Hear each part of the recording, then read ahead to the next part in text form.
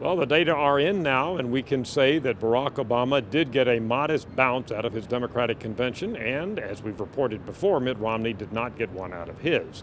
Let's look at the numbers. The way we calculate the bounce is to look at the percent of the vote that the candidate whose convention is being held goes up or goes down. And Obama had 47% of the vote in the days prior to the Democratic convention, and in the 4 days after the Democratic convention, which would be Friday, Saturday, Sunday, and Monday through September 10th, Obama had 50% of the vote. So officially he gets a 3-point bounce.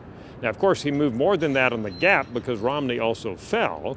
Prior to the Democratic convention, Obama was up by 1 among registered voters, 47 to 46, and now he's up by 6 points, 50 to 44.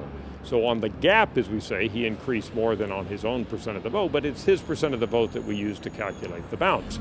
Now the bounces this year then are -1 point for Romney, because he actually fell 1% with the GOP convention, and up 3 for Obama, but those are modest bounces as these things go. However, they are similar to what we found in 2004 when George W. Bush was running for re-election, as you see in front of you, a negative bounce of 1 for Kerry, similar to Romney's this year, and then a 2-point bounce for George Bush, which was similar to what Obama got this year. There were higher bounces for both McCain and Obama in 2008, but again, what we're seeing now is similar to what we saw back in 2004. Some people opine that we're going to see fewer bounces these days than maybe in the past because we have a more intense media environment. People are aware of what's going on before the conventions, and also because America is becoming more polarized. But what we can say is when we started the conventions, the race was very close, and now that we're coming out of the conventions, at least in the first 4 days, Obama has a 6-point lead.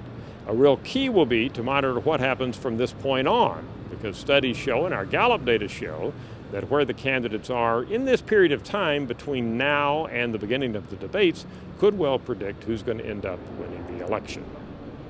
That's an update for you. I'm Dr. Frank Newport, Gallup Editor-in-Chief.